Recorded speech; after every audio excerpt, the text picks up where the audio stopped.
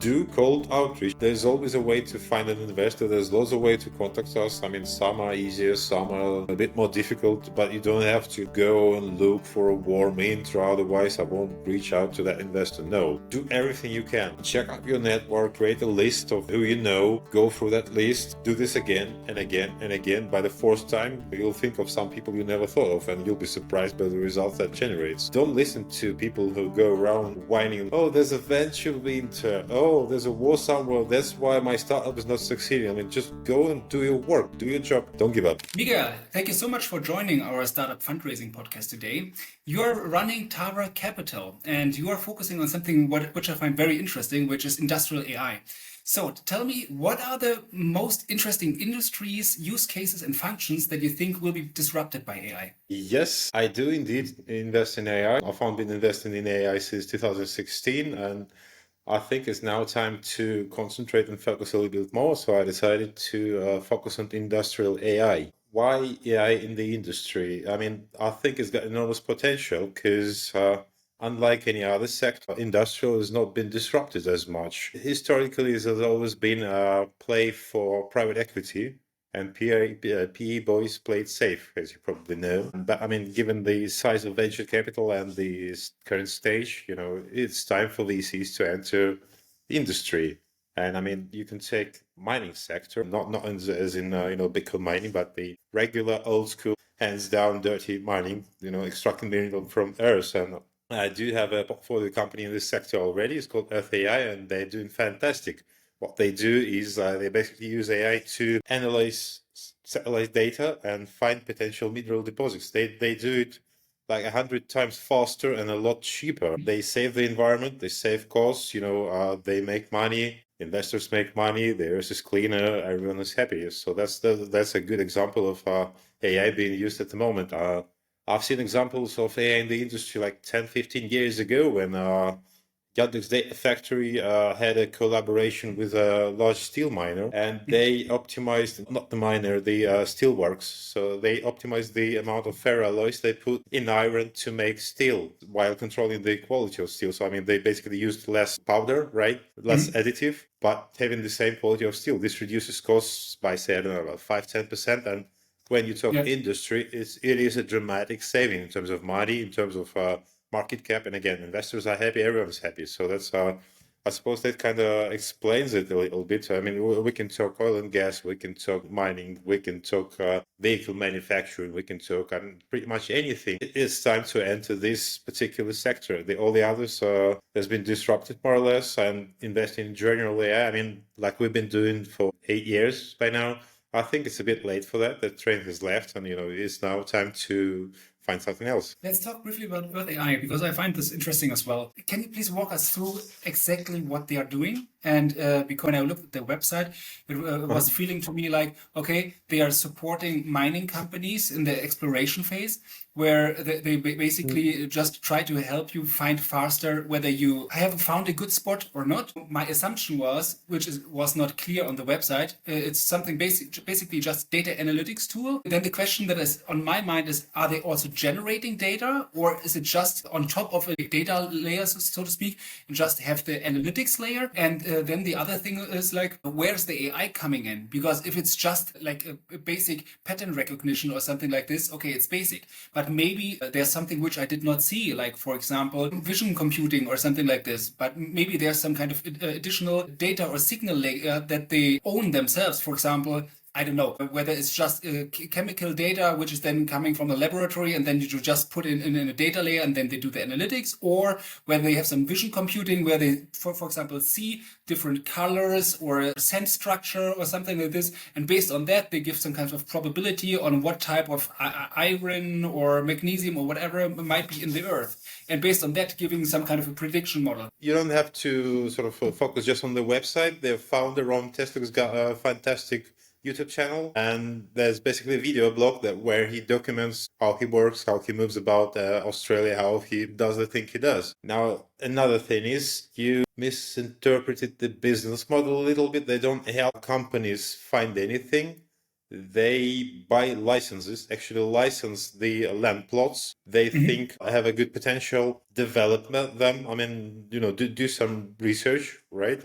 Produce some results, and only then, once they found something, then we're partnering or selling that. Okay. I mean, when we get to the capital intensive stage, that's when we attract other companies into that. Now, what they do initially, right? How that started. I mean, it is a classic model. I mean, I always say that don't skip school, keep learning, and etc. But these founders followed the classic model of a startup, right? He was doing his PhD in geology in Australia. All of a sudden, he decided that he's kind of fed up with academics. He quit the uni and started doing something practical. So he manually created his first and trained his first neural net on hundreds of thousands of data points, and it was analyzing geomagnetic anomalies, right, from the satellite data. I mean, there's plenty of freely available satellite data from NASA, right? Yeah. You can just download it and analyze as much as you want. First ran the model over Australia, because this is his sort of homeland, right?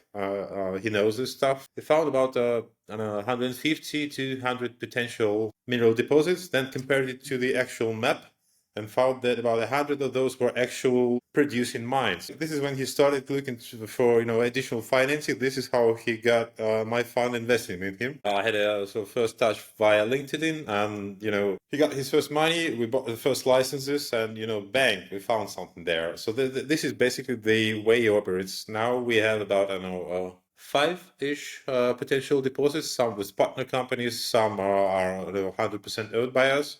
We made 3 discoveries in about half a year. Now, mind you, the whole mining industry in 2023 made only 45 discoveries. The whole industry, we made 3 in half a year. So speaking about value of AI for these kind of industries. So yeah, this is how it operates in a nutshell. I don't know if that kind of explains it a little bit better. Yeah. And how hard was it to get the first collaborations? Where I imagine, okay, you're plugging into some specific data models, like from NASA or some other models. You identify a location where you think like, oh, that's a good copper mine. It's like you go to one of the bigger mining companies and say, like, guys, I don't tell you where exactly, but I found a great spot which is looking promising. Yeah, can you tell us where this? No, we are just trying to find some kind of partnership model where we participate in the upside, but we want to help you also find a good way. Is this how it works? Not quite. No. We actually, we buy the license, we go there, we drill. We actually do the drilling. We do the hard work, right? We produce some results. Some feasibility studies are done. We find the metals. We have a laboratory results, proven that. And then you go and talk to potential partners. That's one sort of way to do it. Another one is, you come to potential partner and say, yeah, look, do you want to find some mineral deposits together? I mean, you lose nothing, and if you find something, then let's work on that together. And this is how we operated on some of the other spots we have. And looking at the share price of one of the listed companies that partnered with us, I think the markets find it quite exciting, right? It's grown by about 30-40% since we made our first announcement. Shame it's not allowed to do insider trading. If I want to rephrase it, because we are talking here so we can learn, it's like step one, finding a potential good location, then buying it for cheap money, then doing the test drills to provide evidence. And then with this evidence and you owning the land, you don't have the risk and can go directly to some of the bigger companies who have capital, like digging experience and distribution experience, and then you negotiate some kind of partner agreement, and then both of you together, as they explore or exploit this type of area. And of course, once you get some cash back and you have enough access to capital and maybe distribution and something like this, then you started to make your 100% owned mining operations as well. In some cases, yes. In some cases, we actually own the deposit, develop it to some point, and then look for partners. In other cases, they're like more of like a profit sharing agreement, so joint ventures.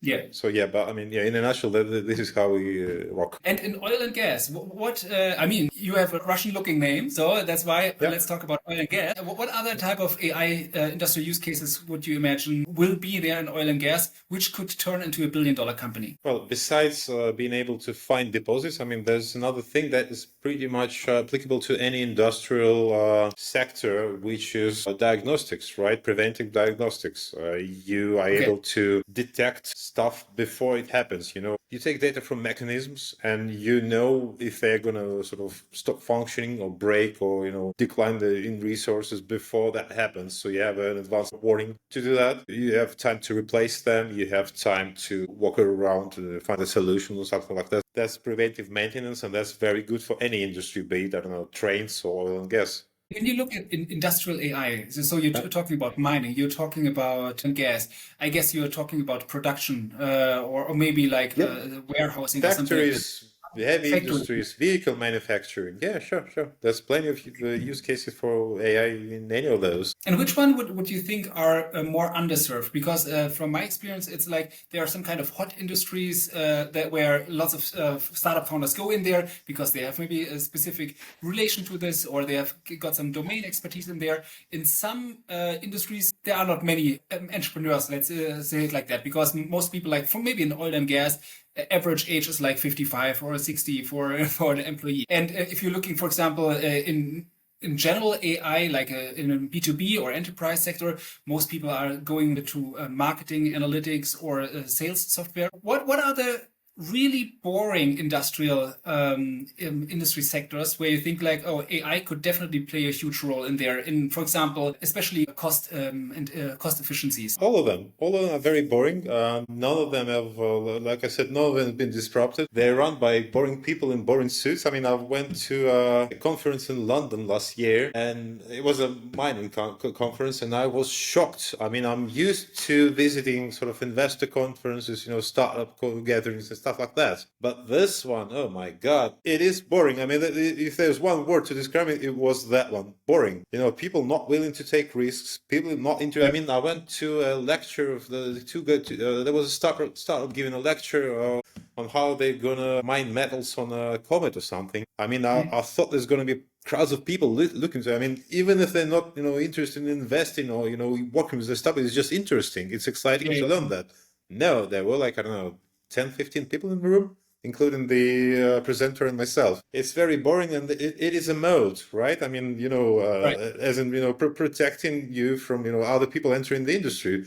I mean, it's not as exciting as generative AI, Yeah. and this is good. It keeps the, unnecessary foam outside the investment Yeah. counter, right? Besides being boring, it's not so easy to understand. But the standard VCs are not used to that. I mean, that's another thing that I always point out. I've noticed that, and I was surprised to see that, but it's good. It's another mode, because, I mean, nowadays VCs are used to, I mean, the classical VCs, including tier ones, are used to say SaaS, right? So when the Right. geologist comes to them, they start asking questions like, what's your LTV?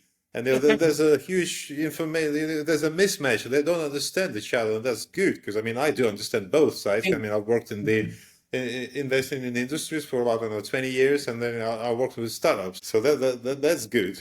That's good. Boring, not understood by investors, Right. understood by startups. Corps are not understood by startups. Startups are not understood by corporate. There's plenty of opportunities there. I mean, if there's a lacuna, you fill it in, you make money on it, and everyone's happy. How capital intensive is this? So, for example, if I'm really looking at Earth AI, and I mean, of course, if you're starting early and you're doing this kind of profit sharing agreement, okay, there's less capital that you need to put in upfront. So basically, you're mainly performance based paid, so to speak. But at what point did you start putting in more capital, for example, to acquire land rights or something like this?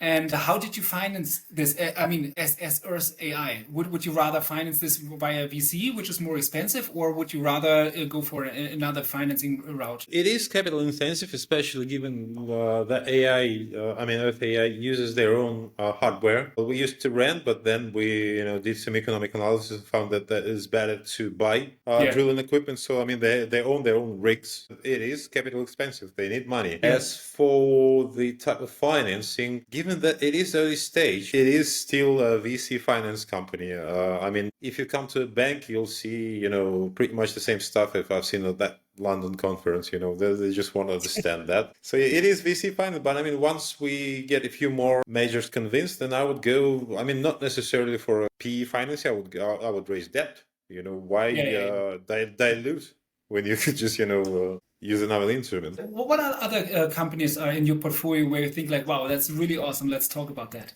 Well, my current portfolio is, Fund 1. which, like I said, is back from 2016. It's not got that many industrial AI companies back in 2016. I mean, they won, I will say that probably were the first, or at least one of the first funds that actually declared AI as their mandate. Because, I mean, back in the day, they were only general tech investors. I mean, nobody was really taking AI seriously, and we decided to go for something niche, but with a good investment potential. Yes, it was a mistake. I mean, it was nowhere near niche, but it did have potential. So our current portfolio has companies from, cybersecurity, food tech, health tech, metals and mining. So, you name it. So there's plenty of exciting companies, but except for AI, I'd say none of them are in the industrial space.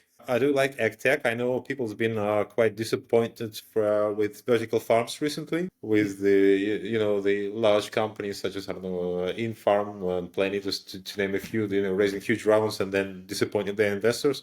But I still believe in that. So I've got two companies for that sector. I got a company that grows stuff, and I got a company that harvests it. So I mean, the common joke, find a third one that consumes that, and that's it. So circle third. So yeah, we can talk about that one. I've got a company called iFarm. They basically produce vertical farms that use no humans in the process, and they have their own software that controls about 50 parameters of stuff that plants use. So they are able to grow strawberries on vertical farms, which is very, very unusual. I don't know anyone who does it. I mean, there is a sort of boutique Japanese company that does. I mean, it costs like something like, I don't know, $50 a berry, which is, good fun, but not good business. Yeah, yeah. Plenty claims, but keeps saying that, it's coming, but it's not there. So yeah, there's iFarm, and then there's another company called Fog Growers. They produce robots that harvest. They harvest tomatoes. They now know how to harvest cucumbers and bell peppers. Peppers are in the works as well. So what they do, I mean, basically you set up the robot, right? There's thousands of tomatoes. You have black, red, yellow. So you tell the robot what one is ripe. It learns, and then it just looks, collects them. Yeah. Puts them in a sort of box behind his back, does some analytics in the process, and this is huge. I mean, in agriculture, right, labor costs are about 30 to 40% of total costs, which is a lot. 2020 with COVID showed everyone how fragile everything is. Humans fall ill. You're not allow them to enter the greenhouses. Like I said, I mean, they skip jobs, they drink, they form trade unions, right? Robots don't do that. They are able to work 24/7. So that's another good company. I love that sector, and I probably invest more on that. How is your current deal flow working? So, because you said like in Earth AI, okay, you have some in Australia. Do you have some kind of a deal pipeline network spanning the globe, or do you focus on specific global geos? What is driving most of the deal flow into your pipeline? I wouldn't say I can concentrate on any particular area. I've always been agnostic. Why limit yourself to a particular region when you can, you've got the whole world to consider? And that proved especially the good diversification strategy during COVID. Because, I mean, some countries are closed, some are working, they close, another one opens up, so that's safe. Another advantage of that is, if you feel sleepless at night, you can always wake up and talk to someone, because, I mean, there's always daytime somewhere in the world. So yeah, as for deal sourcing, I'd say about 40% of my portfolio companies come from Y Combinator, just historically. I mean, some are graduates, alumni, some went to YC after I've invested in them. I've always believed in cold outreach. I read every single one of emails I receive. I don't always reply to them. I mainly do not reply to them, but I always read them. So there's that. There's network, plenty of that. There's accelerators. There's just interest from other startups, or my portfolio companies, people I know. So I mean they just come from everywhere. And I've been lucky enough to be able to sort of fish rather than hunt, right? So I can just wait and see till a good startup comes up. I don't have to chase them. I mean, it is going to change at some point, but so far, been able to do that. How hard was it to raise your second fund? So, because you said, okay, you wanted to refocus, so focus more on industrial AI.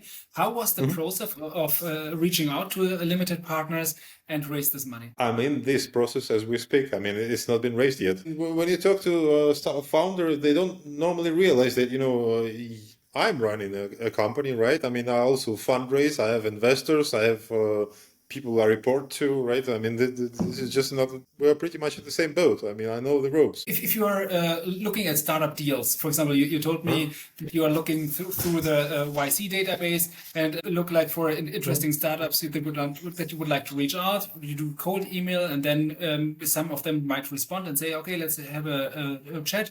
And then maybe at some point you do the due diligence. What metrics or factors do you look at in order to make your investment decision? I don't have a specific sort of dogmatic set of metrics. It's always individual. I mean, it very much depends on the business the startup is involved in, right?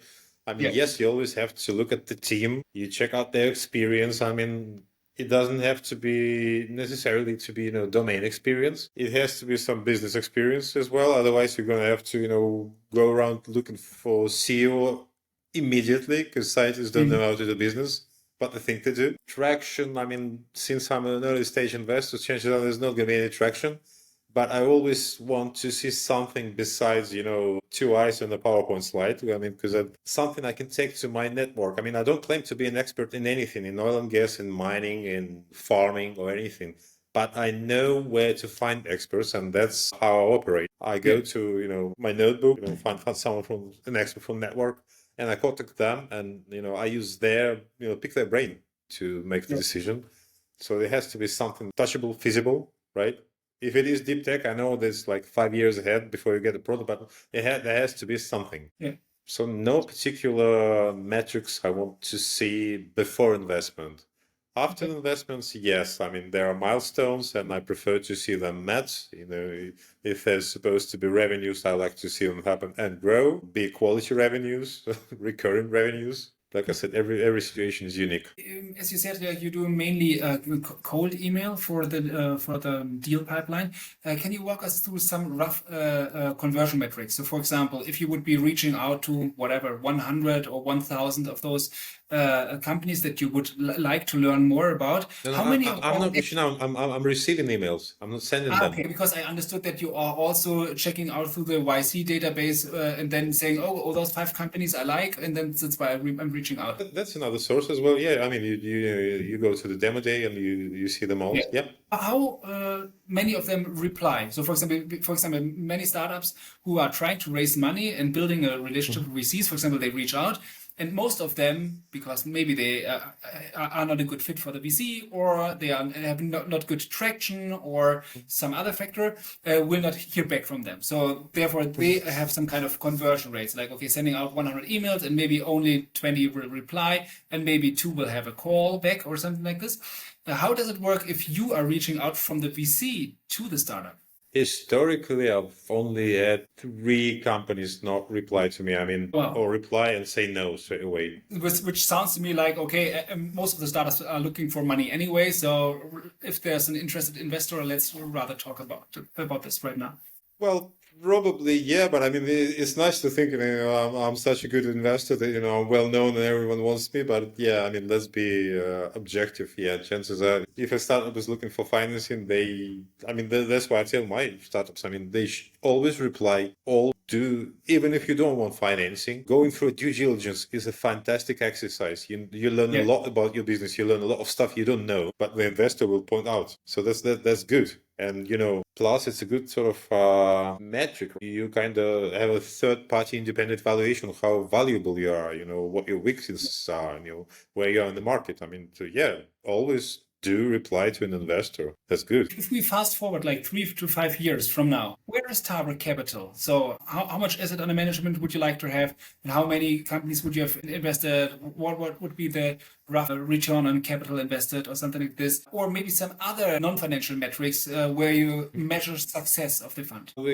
Fund 1 has got an IRR that puts me in top tier. Judging by PitchBook data, I'd say I hope the second one is going to be roughly doing the same returns. Again, 3 to 5 years means that I'm still going to be probably in the investment period of Fund 2. It is a long sort of journey, especially with industrial startups. I mean, this is deep tech likely to be. So, 3-5 years, I'm still going to be there. As for the number of companies, I think I'd limit my portfolio to about 20 because this is how many I can, manage by using my approach. I mean, I always do hands-on. I don't spray and pray, and I'm Yeah. always in touch with my founders. I'm always on the email and messengers. Probably meeting them in person, helping them.